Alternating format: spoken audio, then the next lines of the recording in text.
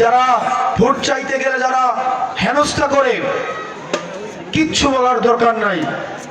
আল্লাহ উপরে আছে, এই দাম্ভিকতা, এই অহংকার ধুলায় মিশাই দিবে ইনশাআল্লাহ। আমার নেতা কর্মীদের প্রতি আহ্বান জানাবো, যারা আমার ভোট করবেন তাদের প্রতি আহ্বান জানাবো, আপনারা কোনো ধরনের কোনো ষড়যন্ত্রের ফাঁদে পা দেওয়ার দরকার নাই। ব্যানার যদি ছিঁড়ে ফেলুক, একটা ব্যানার ছিঁড়লে প্রয়োজন আবার 2 ঘন্টা পরে গিয়ে 5টা লাগানো যাবে। কোনো দরকার নাই, কারুর সাথে কোনো ধরনের সহিংসতা করার দরকার নাই।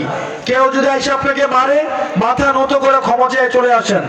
আমরা 12 তারিখ সুষ্ঠু সুন্দরভাবে ভোটটা করি, সবাইকে নিয়ে আমরা সুন্দরভাবে দেবীদারটা করবো ইনশাআল্লাহ।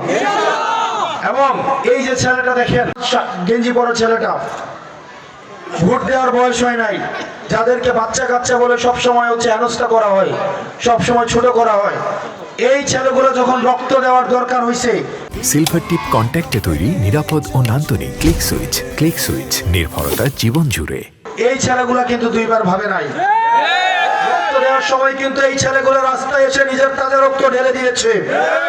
তাদের দিকে তাকায়া পরবর্তী বাংলাদেশটাকে সুন্দর রাখার জন্য আপনারা নিজেদের মত পার্থক্য ভুলে গিয়ে একটা সুখী সমৃদ্ধ উন্নত দেবীদের আমরা চলেন একসাথে করি। রাজনৈতিক বিভিন্ন প্রতিপক্ষ থাকতে পারে, আল্লাহর দোহাই লাগে আমাদের দিকে তাকায়া, যাদের জন্য আপনারা বাংলাদেশটা করতে চান, সমাজটা রেখে যেতে চান, তাদের দিকে তাকায়া আপনারা মুরব্বী যারা আছেন, আমাদের দিকে তাকায়া আপনারা একসাথে কাজটা করেন।